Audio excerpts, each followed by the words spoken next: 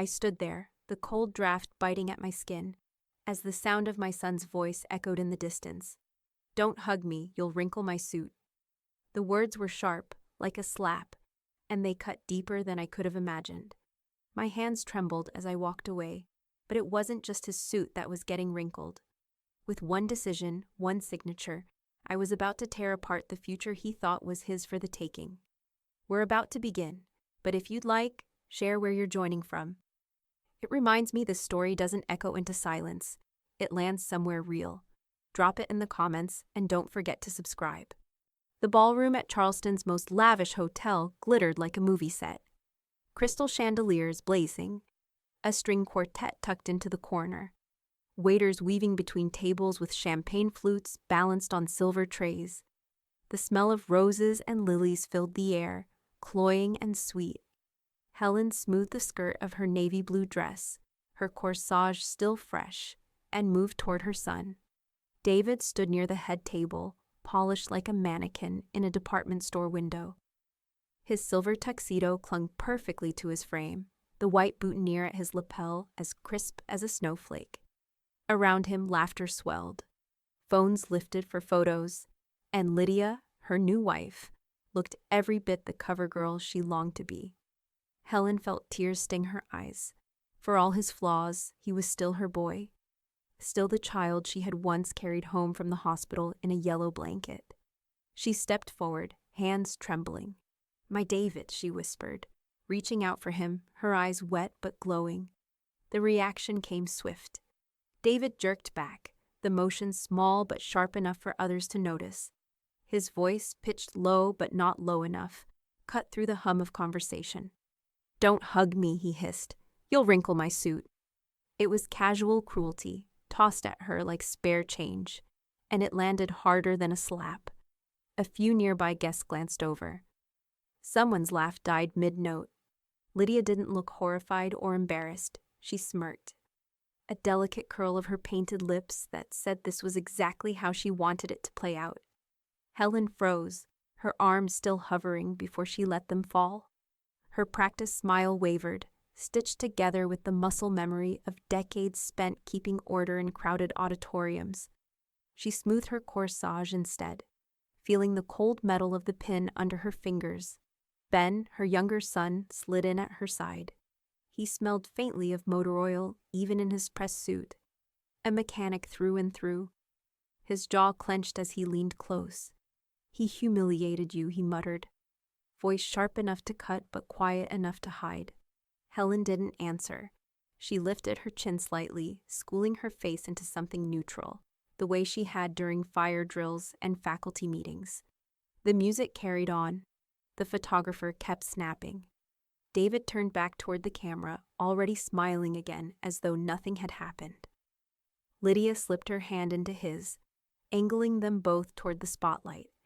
The rest of the evening blurred like an old photograph. Toasts rose. Guests clapped. Helen clapped too, her palms meeting softly, the sound empty in her ears. When the mother-son dance began, David beckoned her forward with two clipped fingers, like a manager summoning an employee. She crossed the dance floor under the weight of dozens of eyes, his hand pressed lightly against her back. Careful not to crease his jacket, his smile fixed. "Proud of me?" he asked, his words rehearsed for the moment. Helen met his gaze steadily. "I raised you to be more than this," she said. Her voice didn't break. His smile wavered for half a second before he replaced it. The song ended. Applause thundered. And just like that, he turned away, already moving toward Lydia, already searching for the next camera. Helen left the ballroom before anyone noticed. The hallway outside smelled of lemon polish and faint mildew. She pressed her hand against the wall, steadying herself. The laughter from inside the ballroom seeped through the closed doors, muffled now, distant, as though she were already a world apart. Ben found her near the exit. His tie loosened, his face tight with anger. "Do you want to go home?" he asked. She shook her head slowly. "Not yet." Her voice was low, thoughtful, calm in a way that startled even her. Together they stepped into the Charleston night. The humidity clung to her skin. heavy with the scent of magnolia and salt from the harbor. Streetlights glowed on wet pavement where earlier rain had slicked the roads. Ben opened the passenger door of his car. She slid inside, staring at her hands in her lap. Hands that had signed diplomas, disciplined teenagers, built futures for thousands of students. Hands that had just been pushed away by her own son. Ben settled in beside her, the engine rumbling to life. "Say it," he urged softly. Helen turned to the window, her reflection staring back at her. Silver hair pinned, lipstick intact, eyes steadier than they should have been. From the hotel, the faint thrum of music carried into the night. "Then I'll humiliate him another way," she said. The words weren't angry, weren't shouted. They were precise, deliberate.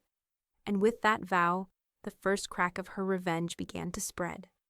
The drive home was quiet except for the hum of Ben's old sedan. Rain from earlier in the evening still streaked the windshield, catching the glow of Charleston's streetlights. Helen sat in the passenger seat with her hands folded neatly in her lap, as though they belonged to someone calm. Inside, though, her chest throbbed with a bruise no one could see. She replayed the moment again and again. David's recoil, his hissed words, "Don't hug me, you'll wrinkle my suit." Lydia's smirk had sealed it, more cutting than any blade. Helen pressed her lips together, holding the silence like glass between her teeth. Ben didn't push. He just glanced at her from time to time, his knuckles tight on the steering wheel. The faint smell of gasoline clung to his jacket, mixed with the sharper tang of rain. When he finally pulled into her driveway, he turned off the ignition, but didn't move. "He doesn't deserve you, Mom." His voice was steady, but the muscle in his jaw ticked. Helen gathered her clutch and stepped out, her heels sinking slightly into the damp earth as she crossed to the porch. The house greeted her with its familiar creaks, the faint scent of lavender sachets tucked into drawers, the hush of a place lived in with care. She hung her shawl on the hook, slipped off her shoes, and walked toward her study. Ben followed, loosening his tie. "You don't owe him anything." "Not after tonight." Helen stopped in the doorway, her hand resting on the light switch. The small study glowed warm under the lamp. Books lined the shelves, a quilt draped over the armchair, and against the far wall stood the old oak filing cabinet. It was a relic from her years as a principal, filled with decades of order, transcripts, letters, her own estate plans. She had organized everything years ago, convinced she was building security for her family, for David, for Ben. She crossed the room slowly, the floor creaking beneath her, and knelt before the cabinet. The bottom drawer stuck as it always did. With a firm tug, it gave way, releasing a faint smell of old paper and cedar. Her fingers moved past folders labeled insurance, house, pension, until they closed on one marked in her neat handwriting, estate. Ben leaned against the doorway, arms crossed, watching silently. Helen carried the folder to her desk and laid it flat. The manila cover was worn, edges softened from years of storage. She opened it carefully, as though unsealing a time capsule.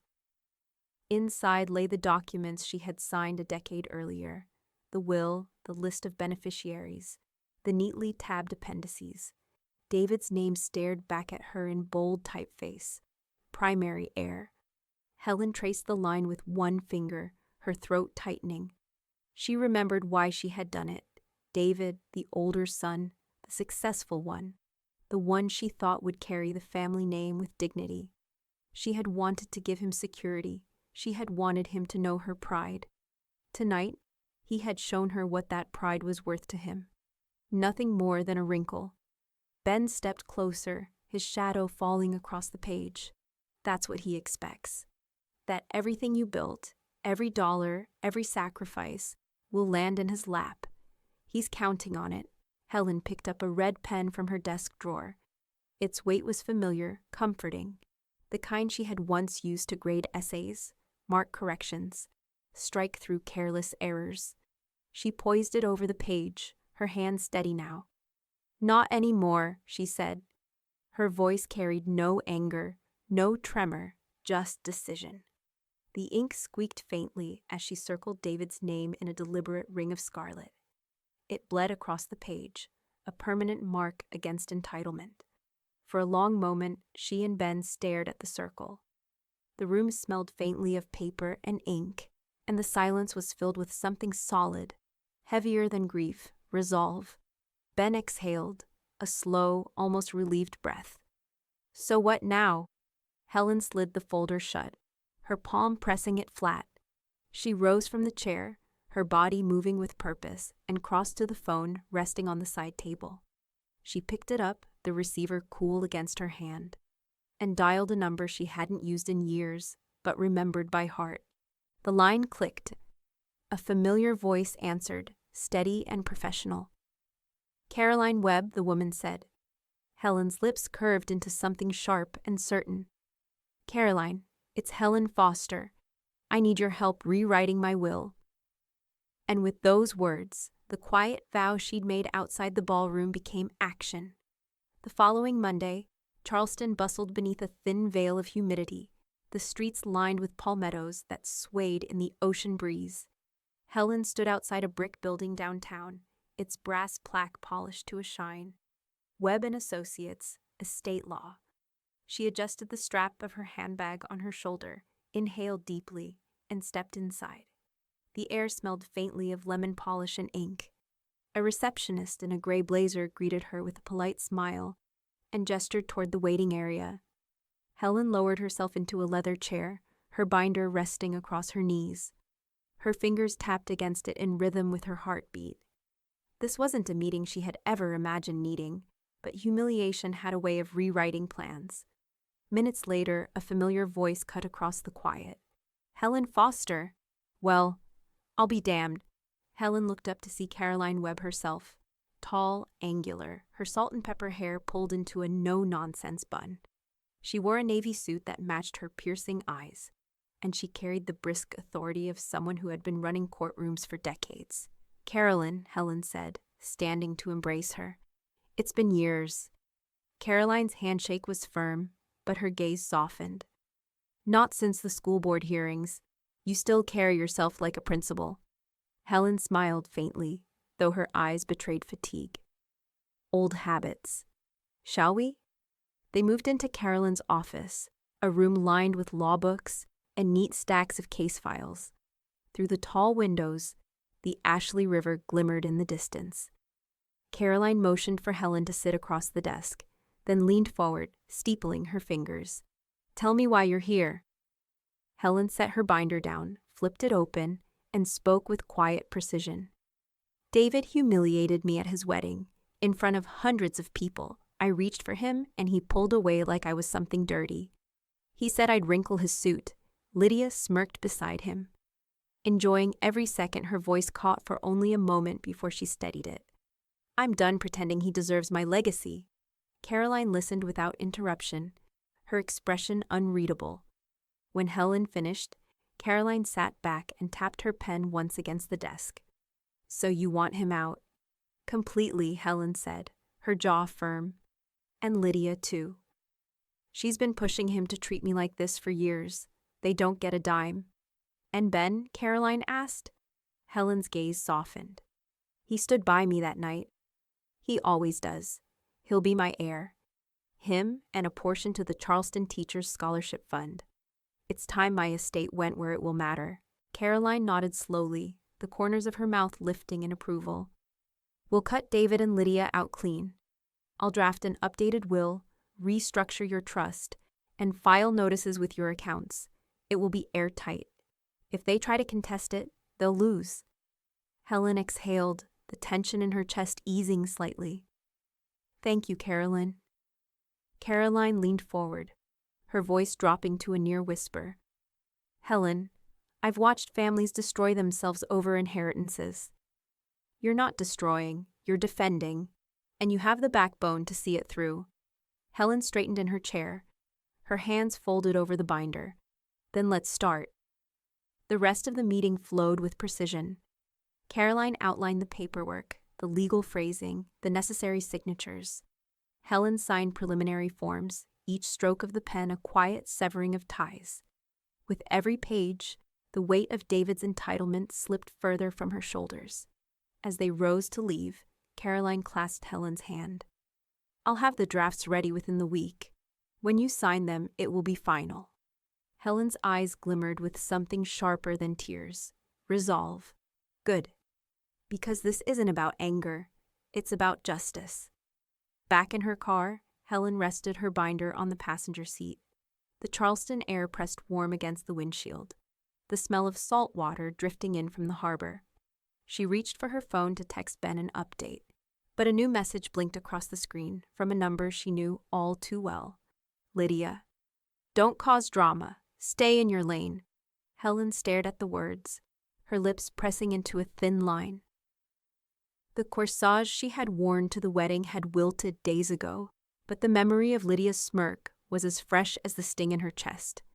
Helen placed the phone face down, her pulse steady. Lydia thought she could control the game with a single text. She was about to learn that Helen had already changed the rules. The cafe was too polished to feel warm. White marble tables, brass light fixtures gleaming, waiters in starched shirts gliding silently between couples sipping mimosas. Helen arrived with her clutch tucked under her arm, the faint scent of gardenia lotion trailing her as she walked. She spotted David and Lydia near the window, their reflections overlapping in the glass, as if they were posing for another photo. Ben slid in beside Helen, his work jacket traded for a pressed button-down. He carried himself with quiet resolve. His phone slipped discreetly into his pocket, already set to record. He didn't need his mother to ask. He'd seen this play out before. "Mom!" David's voice was too loud, too cheerful, carrying just enough to draw a glance from nearby tables. He stood, brushed imaginary lint from his perfect suit jacket, and kissed the air near her cheek.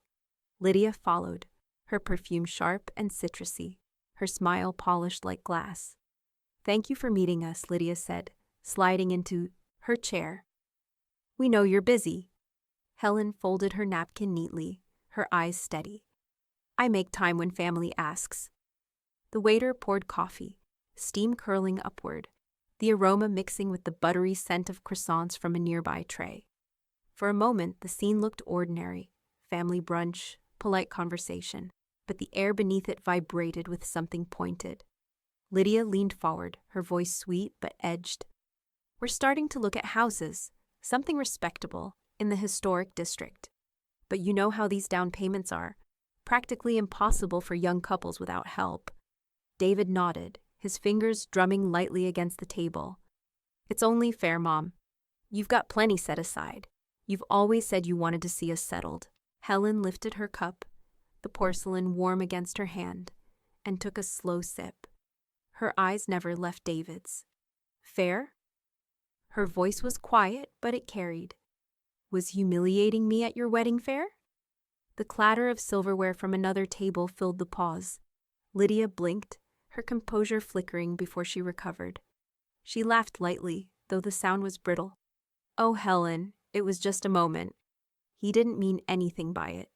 You know how stressed brides and grooms get. David's smile tightened. "Mom, don't twist things. We're talking about moving forward. You have more than you need. Why not help us?" Helen set her cup down with care, aligning it perfectly with the saucer. She didn't raise her voice. She didn't need to. Because money doesn't erase disrespect. And disrespect doesn't earn money.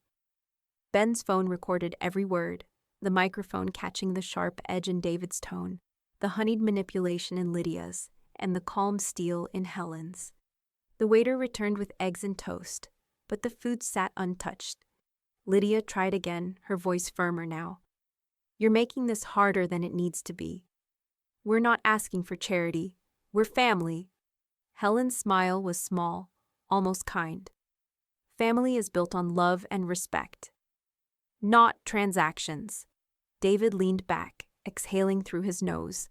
He shot a glance at Lydia, who gave the smallest shake of her head. The brunch wound down with brittle laughter and tight smiles. Plates were cleared, bills signed. When Helen rose, David kissed her cheek again, the gesture cold, rehearsed. Outside, Charleston's air was heavy with the scent of salt water and early spring flowers. Ben walked close to his mother, his hand hovering protectively at her back. He slipped his phone from his pocket, tapped the screen, and showed her the glowing red file. "Got it," he said quietly. Helen gave the faintest nod, her lips pressing into a line. "File it away." By the time they reached her car, the mask of brunch had already fallen. David and Lydia would think they'd pushed her, cornered her, extracted guilt. What they didn't know was that every word had been captured, fuel for the next fire. Back at home, Helen slid the flash drive into her binder, labeling it neatly in her precise handwriting. Brunch, March 14th. It joined the growing stack of evidence, a fortress in paper and ink. That evening, as she folded laundry in her sunroom, the phone rang. She picked up, pressing it gently to her ear. Caroline's voice came crisp and certain through the line. "The new will is ready to sign." Helen folded a towel, smoothed it flat, and smiled. The game wasn't just in motion, it was about to be sealed. The conference room smelled faintly of polished wood and ink, the kind of scent that carried both authority and finality. Helen sat at the long mahogany table in Caroline Webb's law office, her binder resting open before her, each page tabbed and organized with precision. Outside the tall windows, Charleston's harbor glimmered in the morning sun, but Helen's eyes stayed on the documents in front of her. Caroline entered with her usual brisk efficiency, files tucked under her arm, glasses perched low on her nose. She set the documents down and smoothed the first page. "It's all here, Helen. Once you sign, the old will is null. David and Lydia are removed. Ben is sole heir, with a portion directed to the Charleston Teachers Scholarship Fund, exactly as you requested." Helen ran her fingertips over the top page, the paper cool and textured. Each line of legal text carried the weight of her decision. She thought of David at his wedding, his tuxedo gleaming, his voice sharp as he pulled away. "Don't hug me, you'll wrinkle my suit." The memory rose again like smoke, and she pressed it down with the steady click of her pen. Ben sat across from her, his hands folded, shoulders taut. He hadn't spoken much during the meeting, but his presence filled the room. He watched her with a mixture of respect and quiet sorrow, as if he understood the cost of what she was about to do. Carolyn guided her through each section, reading aloud with careful clarity. "This clause ensures the trust cannot be contested on grounds of undue influence. This line secures the scholarship fund as a protected beneficiary. And here, this names Ben Foster as sole heir." Helen picked up the pen. It felt heavier than it should, cool metal pressing against her fingers. She signed her name once, twice, 3 times, each flourish of ink like a closing door. The sound of the pen scratching across the paper echoed in the silence. When she finished the final page, she set the pen down with deliberate calm.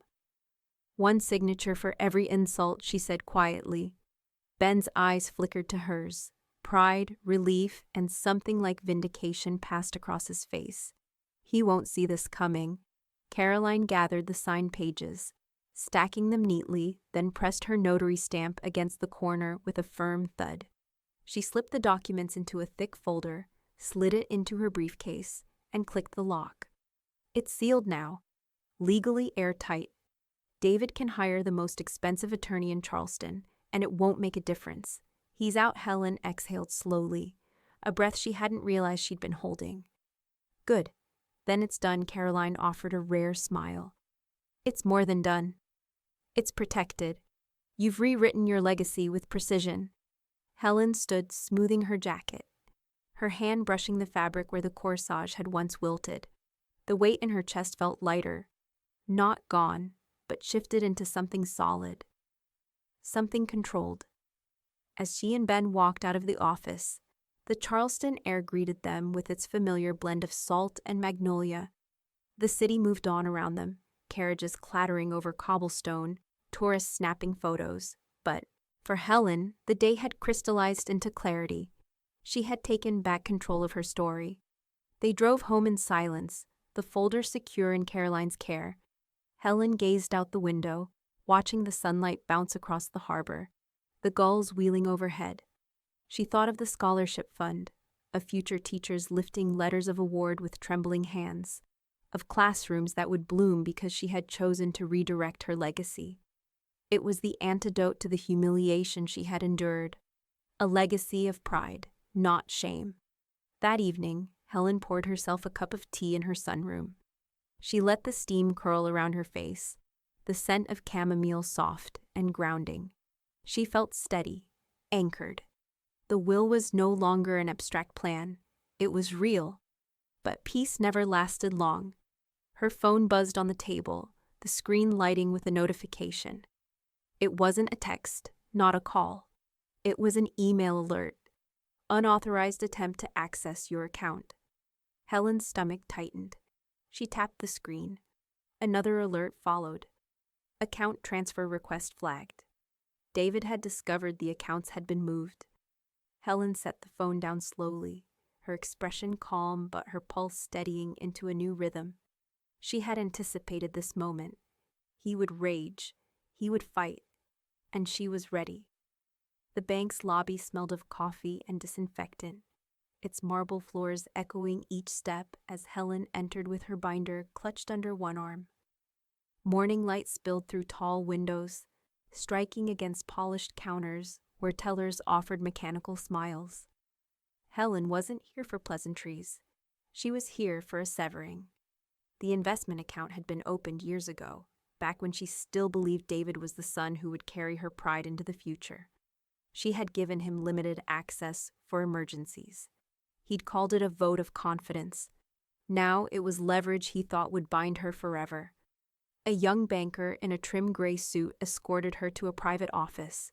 His cologne was sharp, almost metallic, and the leather of the chair squeaked faintly as Helen sat.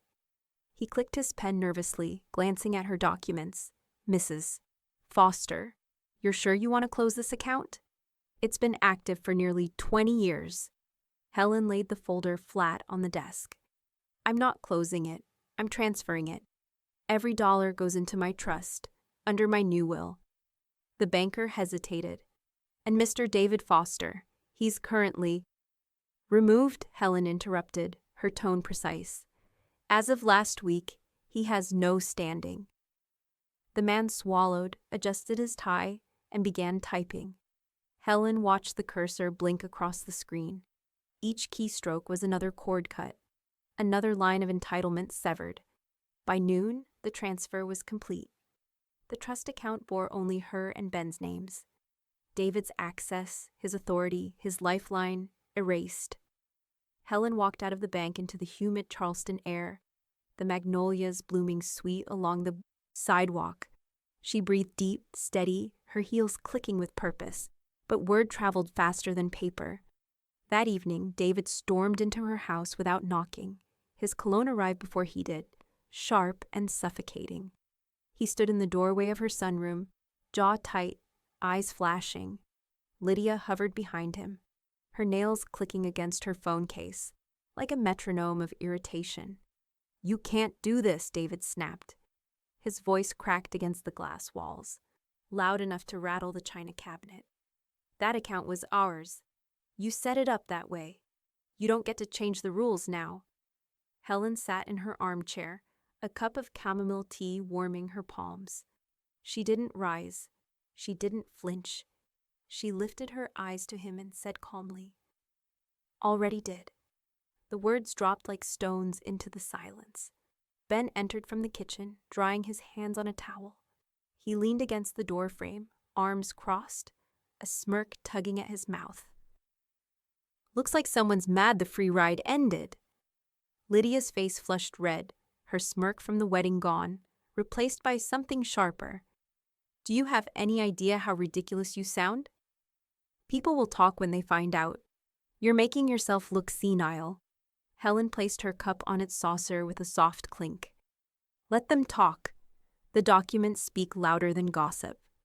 David's fists clenched at his sides, his voice lowered, almost pleading. Mom, don't do this. I'm your son. Helen's gaze didn't waver. Being my son doesn't entitle you to my life's work. Respect does. And you've spent years showing me you have none. The air in the sunroom thickened. The faint hum of cicadas outside pressed against the glass. The smell of damp earth drifting in through the cracked window. Lydia tugged on David's arm, whispering harshly, "Let's go." He lingered one moment longer, his chest heaving, before he turned and stormed out.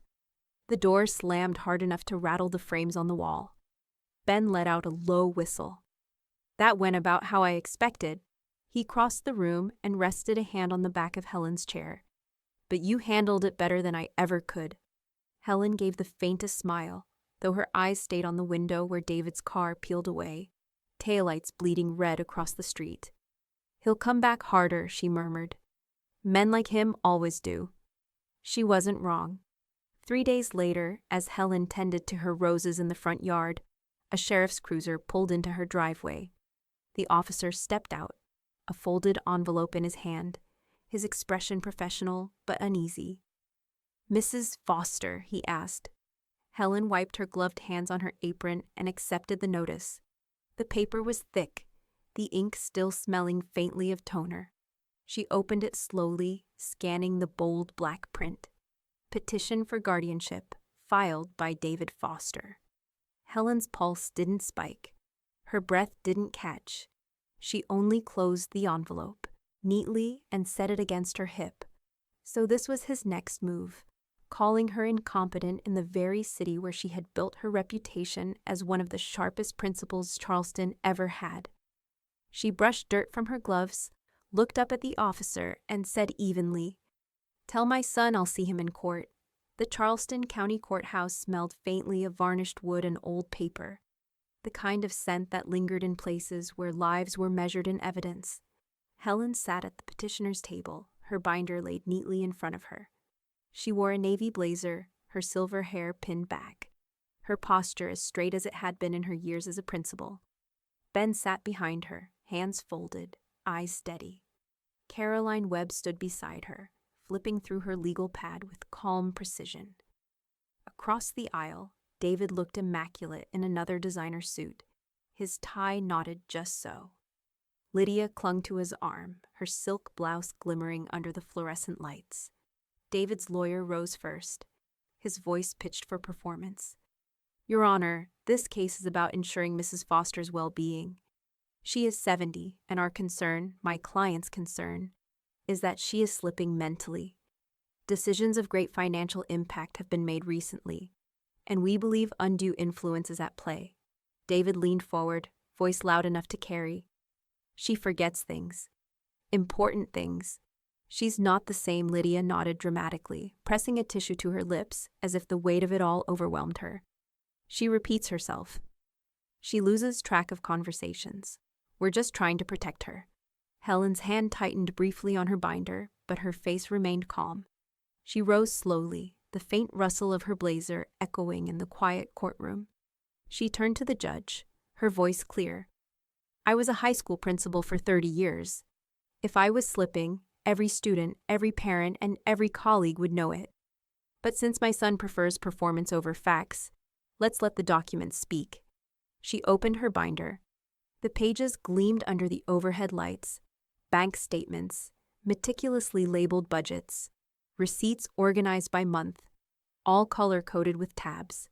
She slid them forward. "These are my accounts, balanced down to the cent. These are the receipts from my trust transfers, each signed and notarized.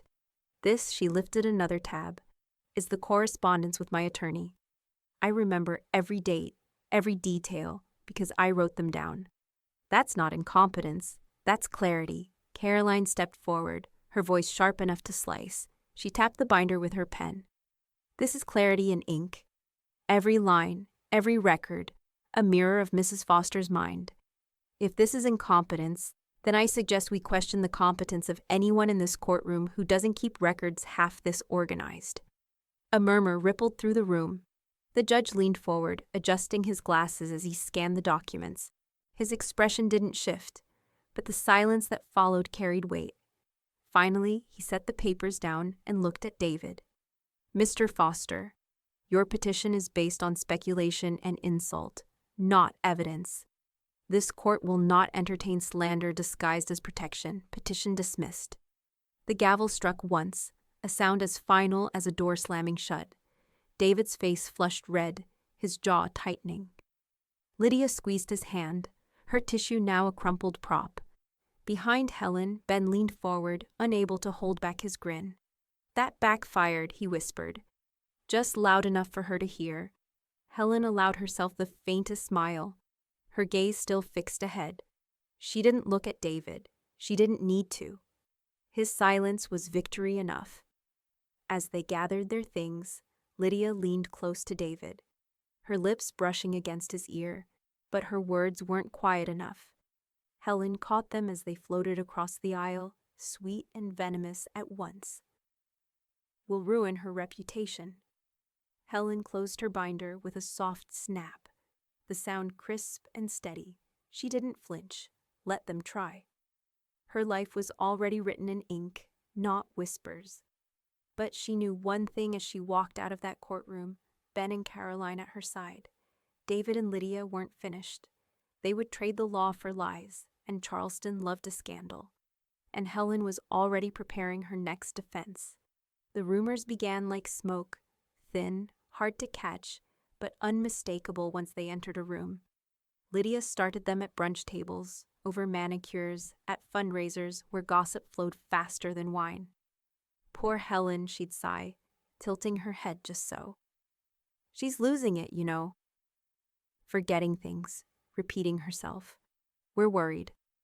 The words, wrapped in feigned concern, spread easily across Charleston's polished social circles. By the end of the week, Helen could feel eyes on her at the grocery store, see the polite but loaded smiles from women she'd known for decades. Once, one of them even touched her arm and whispered, "If you ever need help, dear, don't be afraid to ask." The sting wasn't in the lie. It was in how quickly people believed it. Helen refused to let her silence be their proof. That Saturday, she called 3 of her closest neighbors for tea. The sunroom filled with the scent of lavender polish and Earl Grey, sunlight streaming across lace table runners. Helen wore a crisp blouse, her pearls at her throat, her hair brushed into a neat wave. Every detail said, "I am not unraveling." As steam curled from porcelain cups, she spoke evenly, her voice carrying the same command it once did over crowded auditoriums. "You may have heard whispers about me," she began, her eyes moving steadily across each face, "that I'm forgetful, that I'm slipping." She let the pause stretch, the silence edged with the faint tick of the grandfather clock. "I thought you should see the truth for yourselves." She opened her binder. The pages lay pristine, tabbed and color-coded, bank statements, legal correspondence, receipts, all as meticulous as her lesson plans once were. She slid them across the table, letting her neighbors flip through. One woman adjusted her glasses, another whistled softly. "This is sharper than my own files," one said finally. Helen smiled faintly, not with pride, but with precision. "I've been accused of incompetence before, usually by students trying to excuse their behavior, but documents don't lie. People do." The neighbors exchanged glances, nodding. The shift was visible, the lie crumbling under the weight of paper and ink. Ben leaned against the doorway, arms crossed, watching the exchange unfold. His grin was quiet, but his voice carried. "Looks like they're the ones unraveling, Mom." Helen poured another round of tea, the porcelain clinking gently. Her eyes didn't leave the binder. "And I'm watching it stitch shut, one page at a time." The gathering ended with reassurances and firm handshakes. When the neighbors left, they carried more than tea on their breath. They carried truth, ready to stitch it back into the fabric of the community. But lies don't die easily. That evening, as Helen folded laundry in the living room, the phone rang. Caroline's name lit the screen. Helen answered, the receiver warm against her ear. "David just filed an appeal," Caroline said. "He's contesting the will." "Claims Ben influenced you unfairly." Helen's hand stilled over the folded towel. The sunlight spilling across the carpet seemed to sharpen, cutting into the room. She closed her eyes briefly, then set the towel down neatly. "Of course he did," she said. Her voice wasn't shaken. If anything, it carried the strength of someone who had expected the next battle and was already reaching for her armor. The second hearing drew a heavier crowd. Neighbors, curious onlookers, even a few colleagues from Helen's years in education who wanted to see how the scandal would play out. The Charleston courthouse buzzed with whispers, the air thick with anticipation and the faint tang of floor polish. Helen sat at the respondents' table, her binder aligned precisely before her, while Ben leaned forward in the gallery, jaw set, ready to witness the storm. David looked immaculate again, a silk tie knotted in perfect symmetry. But there was strain at the edges of his smile. Lydia sat beside him in a pale dress, her makeup deliberate, her eyes darting toward the spectators as if she wanted to gauge how much sympathy she'd won. Their lawyer rose, smoothing his jacket. "Your Honor," he began, his voice smooth, "we contend that Mrs. Foster's recent will is invalid. She was coerced by her younger son, Benjamin Foster, who has influenced her decisions unfairly. This is a textbook case of undue influence. Our evidence will show that Mrs. Foster is no longer capable of independent judgment." Helen's pulse didn't rise. She had anticipated this exact attack. She opened her binder to the tab Caroline had prepared, her hands steady. Caroline rose, her voice crisp, carrying the authority of years in courtrooms. "Your Honor, before my clients are slandered further, allow me to submit Exhibit A." She slid forward a letter embossed with the seal of Helen's physician. "This is a competency evaluation performed just 2 weeks ago. It states plainly, Mrs. Foster is sharp, lucid, and fully capable of making her own decisions. In fact, the report notes that her cognitive clarity exceeds what's typical for her age." The judge adjusted his glasses, scanning the report with deliberate care. The courtroom murmurs swelled. Lydia shifted in her seat, her lips pressing tight. Caroline wasn't finished. "Exhibit B," she said, clicking a small device.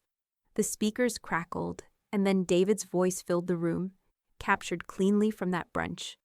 "It's only fair, Mom. You've got plenty." "Was humiliating me fair?" Helen's calm reply, sharp and unforgettable, echoed in the still air. Then Lydia's voice followed, saccharine but unmistakable. "You're making this harder than it needs to be. We're not asking for charity. We're family." Every word landed heavier than the last, the recording exposing entitlement and manipulation more clearly than any argument could. Heads turned toward David, eyes narrowing. Caroline let the silence stretch, then spoke firmly. "If anyone here is attempting exploitation, it is David Foster. Not Helen, not Ben. The only undue influence in this case is greed." The judge leaned back, his expression carved in stone. He tapped the papers once against the bench, then looked directly at David. "This is not a matter of care. It's a matter of entitlement. Your appeal is unfounded, manipulative, and dismissed with prejudice, meaning you cannot bring it again." The gavel struck, sharp, final. Lydia's face paled beneath her carefully applied blush. David stiffened, his knuckles white against the table. Ben exhaled audibly from behind Helen, a grin tugging at his mouth. He whispered, "That backfired twice as hard." Helen allowed herself a single deep breath, her shoulders easing as though she'd set down a weight she had carried for months. She closed her binder gently, the click of the clasp echoing in the room. But victories in court never stayed private for long. That evening, as Helen arranged roses in a vase by her window, her phone rang. The caller ID showed the Charleston Gazette. She hesitated, then answered. "Mrs. Foster," a journalist said, his voice curious but respectful. "We heard about the ruling today. A retired principal standing up to her own son. It's quite a story. Would you be willing to share your experience for an article?" Helen's hand lingered on a rose stem, the thorns pricking lightly against her glove. She didn't answer right away. Because telling her story meant doing more than defending herself. It meant putting David's downfall into the public record. And she was considering it. The article hit the stands on a humid Thursday morning. The Charleston Gazette carried the headline in bold, impossible-to-miss letters. Retired principal outsmarts son's estate grab. Beneath it was a photo Helen hadn't expected to make the front page. She and Ben stood together at the local community center, her hand resting lightly on a scholarship plaque she'd helped fund, his arm behind her chair.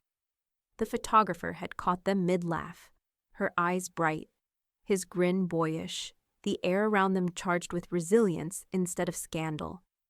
The story unfolded over 2 full pages. It told of a mother once humiliated publicly, now vindicated in court, of a son whose greed had driven him to contest his own mother's competence, of a woman who had turned legal filings into armor. Every sentence painted David not as the polished professional he imagined himself to be, but as the spoiled man-child who tried and failed to strip his mother of dignity. By noon, Helen felt the ripple. At the grocery store, whispers floated between aisles. "Did you see the paper?" one woman murmured near the produce section. "Imagine doing that to your own mother." Another shook her head, her tone clipped. "Lydia always struck me as calculating. Now everyone knows, at church bazaars, bridge clubs, and charity luncheons." Helen's name was spoken not with pity, but admiration. People leaned in to say, "You were right to stand your ground." Their eyes warm, their tone conspiratorial. But the stares weren't all kind. At the boutique where Lydia once reigned as a queen bee, she walked in with sunglasses despite the overcast sky. Lips pressed tight. Conversations halted mid-sentence, replaced by polite smiles that didn't reach the eyes. She left quickly, the bell over the door tinkling like mock applause. In the quiet of her sunroom, Helen unfolded the paper and set it on the table, smoothing its edges. The words looked unreal, as though someone else's story had been printed there. Yet the truth lay in the steady beat of her heart. This was hers. She had turned David's cruelty into narrative, his arrogance into ink. Ben stepped in, holding a fresh copy. He tossed it on the table with a grin. "You realize what this is, right?" You turned his wedding smile into his obituary of pride. Helen chuckled softly, the sound low but satisfied. "Exactly." The smell of fresh coffee filled the room as Ben poured them both mugs, steam curling between them. Outside, the roses bent under the weight of dew, heavy but unbroken. Helen lifted her cup, savoring the heat against her palm, her lips brushing the rim as if reclaiming every moment David had tried to take from her. The satisfaction was quiet, but it wasn't without consequence. Across town, in the glass tower where David worked, the article spread faster than wildfire. Colleagues forwarded the link, their chuckles muffled in break rooms, their eyebrows raised in hallways. By the time David stepped into his manager's office, the paper lay open on the desk, headlines circled in red ink. "This is bad press," the manager said bluntly, sliding the article toward him. "We can't have our leadership team tied to a scandal like this. Your promotion is on hold." Indefinitely, David's throat tightened. The scent of stale coffee in the office, the hum of the air conditioner, the sharp scratch of the manager's pen as he made notes, it all pressed in like a cage. His suit felt too tight, his collar suffocating. He walked out of the building that afternoon, the sun glaring off car hoods, the voices of his co-workers trailing behind him like whispers in a courtroom. And at home, Helen folded the paper one last time, her smile faint but unshaken, because what David had tried to bury her with had instead become the story everyone read. The idea had lived in Helen's mind for years, tucked away like a folded note in a drawer. Now, with David cut out of her will and the town whispering about his downfall, it bloomed into action. She wasn't going to let her estate rot in the soil of entitlement. She was going to plant it where it could grow. The auditorium at Charleston College buzzed with anticipation that morning. Rows of students filled the seats. their notebooks balanced on their laps, the scent of fresh paint and floor polish still lingering from summer renovations. Helen stood backstage, her binder in her hands, though she barely needed it anymore. This wasn't about defense. This was about building something new. Ben stood beside her, his tie slightly crooked but his grin wide. "You ready?" he asked, glancing at the crowd through the curtains. Helen smoothed her blouse and exhaled. "I've been ready for 30 years. When Caroline introduced her at the podium, the applause surprised her. It wasn't polite clapping. It was warm, real, the kind that rose from a room believing in what it was about to hear. Helen stepped into the light, the microphone catching her voice. "I spent 3 decades in classrooms," she began, her tone measured but alive. "I saw brilliant young people burn out because of money.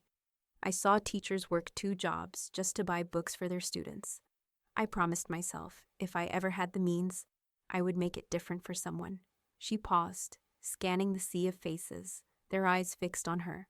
"Today, I'm keeping that promise. The Foster Scholarship Fund will support aspiring teachers right here in Charleston, so the best minds can teach the next generation without fear of debt." The room erupted in applause. Helen didn't flinch. She let the sound wash over her, grounding her. She wasn't standing in a courtroom, defending herself against lies. She was standing in her truth, her legacy. Later, in her sunroom, she sat with Ben and Caroline as envelopes began arriving. The first thank you letters came handwritten, the ink blotched in places where hands had trembled. "Dear Mrs. Foster, I'll be the first in my family to graduate. Because of you, I can afford to student teach without working nights." Another, "You don't know me, but your scholarship means I won't drown in loans. One day, I'll pay it forward." Helen's fingers lingered on the words, her chest warm. She looked up, eyes shining. "This is family now," she said quietly. Caroline sipped her coffee, tapping the edge of her mug.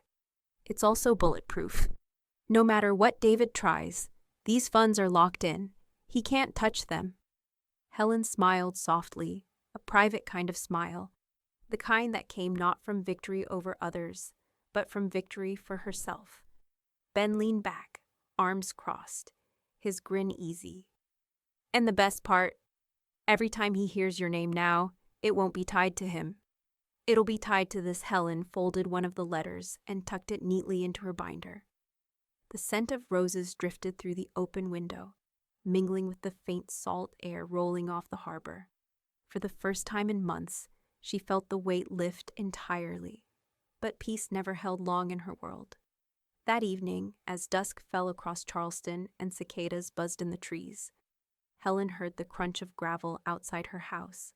She set her teacup down and walked to the front door. Through the glass, headlights glared, and a familiar silhouette stood on her porch, David. His posture was different now. No swagger, no polish, just desperation clinging to him like sweat in the humid night. Helen's hand tightened on the doorknob. The roses outside swayed in the breeze, their thorns sharp, their blooms heavy. She knew the next words from him wouldn't be about love, but about loss. And she was ready. "Mom," David began, his voice lower than she'd ever heard it, almost ragged. "I was wrong. Please reconsider." The plea seemed to hang in the summer air, sticky as the heat. Helen didn't move. She studied him the way she used to study students caught cheating, calculating whether the tears were real or staged. "You humiliated me in front of everyone," she said finally, her tone soft but sharp as glass. "That wasn't a mistake. That was a choice." David's eyes darted, searching her face for softness. Lydia stepped in, her voice pitched in faux sweetness. "It was just a joke, Helen. He didn't mean it. Weddings are stressful. You know how it is." Helen cut her off with a flick of her hand. Her pearls glimmered faintly in the porch light as she straightened her shoulders. "The joke," she said evenly, "is your empty inheritance." The silence that followed was thick, broken only by the faint creak of the porch boards beneath David's shifting weight. His jaw clenched, his hands curled into fists at his sides. He looked like a man trying to swallow pride, but choking on it instead. Ben appeared in the doorway, his presence filling the space between his mother and brother. His shirt sleeves were rolled to his elbows, the faint smell of motor oil still clinging to him from work. His eyes were cold, steady. "Conversation's over," he said, his voice carrying the finality of a slammed gavel. Helen didn't blink. She held David's gaze until his dropped. Then she closed the door, the slam reverberating through the house like thunder rolling across the harbor. For a moment, the quiet was absolute. The cicadas started up again, the faint buzz of the night reclaiming the silence. Helen turned back to her sunroom, lifted her cold tea, and took a deliberate sip. Ben stood beside her, his expression unreadable but protective. Outside, David's footsteps pounded down the steps. Lydia hissed something low and angry, but the words didn't carry. Their car engine roared to life, headlights slicing briefly through the blinds before fading into the night. Helen thought it was over until the following morning when the mail slid through her slot. Among the bills and newsletters lay an envelope with David's handwriting, sharp and uneven. The paper felt heavy in her hand, as though venom had weight. She didn't open it yet. She only set it on the table, her fingers lingering on the edge, because she already knew his words wouldn't be an apology. They'd be an attack, and she was ready to read them on her own terms. The letter sat on her table for 2 days, its edges whispering temptation every time she walked past. The envelope bore David's handwriting, jagged, impatient strokes that carried more fury than care. Helen didn't rush. Some truths rot less when opened slowly. On the third evening, with the cicadas droning outside and a storm gathering over Charleston, she slit the envelope with the steady edge of her letter opener. The paper inside crackled as she unfolded it. The words were everything she expected, spite dressed as sorrow, venom laced with the faintest thread of pleading. "You're being manipulated by Ben. You're selfish after all I've done for you. You'll regret cutting me out when people see the truth about you." Then, buried halfway down, the tone shifted, desperation leaking through the ink. "Please, Mom, I don't want to lose everything. Just reconsider. I'll do better, I promise." By the end, the anger returned, scrawled so hard the pen had nearly torn the paper. "If you want war, you'll get it." Helen read it twice, her expression unmoving. The storm outside broke, rain lashing the windows, thunder rolling across the harbor. She folded the letter neatly, pressed it back into its envelope, and reached for her red pen. Across the front, in bold, even strokes, she wrote, "Return to sender." She set it aside, as impersonal as a bill. The next morning, Helen hung the scholarship plaque on the living room wall. The bronze gleamed against the cream wallpaper, the inscription catching sunlight that filtered through lace curtains. The Foster Fund for Aspiring Teachers. Her legacy, carved into metal, untouchable. She stood back, her hands folded before her, the smell of furniture polish and roses filling the air. Ben joined her, arms crossed as he studied the plaque. His voice was quiet but certain. "He has nothing left to claim." Helen's eyes softened, though her lips curved into a thin smile. Except his regret. Later that afternoon, Caroline stopped by, umbrella dripping rain on the mat. She stepped into the room, glanced at the plaque, and nodded approvingly. "You wrote the ending yourself, Helen. No court, no rumor, no man can change it now." Helen poured her a cup of tea, the steam curling into the quiet room. "It feels final," she admitted, "and strangely peaceful." Caroline sipped, her sharp eyes softening. Final doesn't always mean cruel. Sometimes it just means free. The three of them lingered in the glow of that moment, Helen with her plaque, Ben with his steady loyalty, Caroline with her sharp counsel. Outside, the rain tapered to a drizzle, leaving the streets slick and shining. But freedom for Helen meant famine for David and Lydia. That evening, as Helen folded linens, Ben scrolled his phone at the kitchen counter. He frowned suddenly. "Mom," he said, turning the screen toward her. The photo showed Lydia at a downtown consignment store, her once gilded life reduced to bargaining over trinkets. Jewelry glimmered weakly under fluorescent lights. Pieces she had once flaunted at galas now laid out for strangers to paw through. The caption on the post read, "When the money runs out, so do the friends." Helen looked at the image for a long moment. The sound of rain dripping from the eaves filled the silence. She didn't gloat, didn't smirk. She simply folded another linen and said, "Legacies built on appearances always end up pawned." And with that, she knew, the final twist had landed. By late summer, Charleston's air was thick with cicadas and the sweet tang of magnolia, the kind of heat that slowed everything but the weeds in Helen's garden. She stood among her roses, pruning shears in hand, the leather of her gloves softened by years of use. Each snip was deliberate, sharp as punctuation. She clipped away dead petals, let them fall into the soil, and admired the sturdy blooms that remained, thorns intact, beauty undiminished. Her wide-brimmed hat shaded her face, though sweat still traced the lines of her jaw. A breeze rustled the leaves, carrying with it the distant sound of gulls from the harbor. The earth beneath her smelled rich, damp from last night's rain, grounding her in a way no courtroom ever could. The back screen. Door creaked open. Ben stepped out, tall glass of iced tea in hand, condensation dripping down the sides. "Figured you'd forget to stop," he said, handing it over. His shirt clung at the shoulders, evidence of the August humidity, but his grin was easy. Helen slipped off one glove, her palm warm as she accepted the glass. The first sip was crisp, cold enough to sting her teeth. "Thank you," she murmured. "You always did know when I was pushing too far." Ben leaned against the porch rail, watching her work. "I just know you don't quit. Same as in the classroom, same as in court." Helen smiled faintly, brushing her thumb across a rose stem, careful of the thorn. Some things aren't worth quitting. Inside, the mail lay unopened on the kitchen table.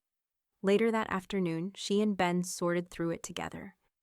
Between bills and catalogs were thick envelopes addressed in looping student handwriting. Helen slid one open with care, the paper still warm from the sun. "Dear Mrs. Foster, I'll never forget what your scholarship has done for me. I can afford to student teach without working nights. I promise I'll give my students the same patience you gave me years ago. Another, you've changed my life. One day I'll change others. Thank you for believing in us." Helen held the letters as though they were fragile glass. Her throat tightened, but not from pain. She placed them neatly back in their envelopes and stacked them beside her binder. "That's my legacy," she said softly, her eyes shining. "Not a suit." Ben set his arm around her shoulders and pulled her into a hug. His embrace was warm, steady, unafraid of wrinkles. "You deserve every word they wrote," he murmured. Helen let her head rest briefly against his shoulder, breathing in the faint scent of soap and motor oil. She closed her eyes and inhaled deeply, letting calm settle in her chest like sunlight after rain. The weight of humiliation, of court battles, of rumors, it had all drained into the soil, replaced by something quieter, sturdier. Outside, the roses swayed in the breeze. Inside, the scholarship letters waited like seeds, each one proof that her story had grown into something larger than her pain. The seasons shifted. Leaves browned, mornings cooled, and the hum of cicadas gave way to the quiet crackle of frost at dawn. Winter crept across Charleston, pressing its cold breath against windows and whitening lawns. Through it all, no word came from David. No calls, no visits, no letters. His silence stretched like a frozen river, brittle and absolute. Helen stood at her window one icy morning, her breath fogging the glass, and thought, perhaps that was peace too. The morning light streamed through the lace curtains, spilling across Helen's dining table, where the binder lay open one last time. Its pages were crisp, corners squared, every section labeled in her steady hand. The air smelled faintly of brewed coffee and the roses Ben had, cut for her vase, their petals glowing like embers in the sunlight. She ran her fingertips across the title page. The Foster Trust. Irrevocable. The ink shimmered faintly under the morning light, her own signature bold and deliberate at the bottom. That single flourish had redrawn the map of her legacy, cutting David and Lydia's names from it forever. Ben sat across from her, his elbows resting lightly on the table, a mug of coffee steaming between his hands. He didn't need to say anything. His presence alone filled the room with steadiness. When Helen looked up, their eyes met. The pride in his expression was quiet, but undeniable. She smiled. It wasn't triumphant or cruel. It was a smile of completion, of knowing the path had been walked fully, no steps left undone. One signature changed everything, she said, her voice soft but caring. Her gaze drifted to the wall behind him, where the scholarship fund plaque gleamed. Bronze letters caught the sunlight, reflecting a legacy she had built not from bitterness, but from purpose. The names of the first recipients were engraved beneath, young teachers whose futures would grow from the soil of her resolve. Each name was a rebuttal to David's arrogance, each etched line proof that her story hadn't ended with humiliation. It had begun there. Helen reached into the binder, slid out a framed copy of her will, and set it gently on the table. Her palm lingered over the glass, patting it with the same assurance she might have once given a student's completed essay. It was work finished, grade earned, lesson closed. Ben leaned back in his chair, a grin tugging at the corner of his mouth. He can't touch this. Not now, not ever. Helen sipped her coffee, the warmth filling her chest. That was the point, she replied simply. The house around them was quiet, save for the tick of the grandfather clock and the distant cry of a gull over the harbor. Sunlight poured in fuller now, flooding the table, gilding her silver hair, catching the red ink that had once circled David's name in her old will. That ink had been the beginning of her defiance. This sunlight was its end. Helen closed the binder with care, her hand steady, her breath calm. She didn't need to wonder about David's anger, Lydia's bitterness, or the rumors they still might spread. They were noise. The truth was here, in ink, in bronze, in the calm weight of her decision. She lifted her chin, steady as she'd been her entire life, and spoke the words aloud, not for Ben, not for Caroline, not even for the memory of David, for herself. At his wedding, my son said, "Don't hug me, you'll wrinkle my suit." So I wrinkled his future with one signature. And with that, she closed the book on him forever.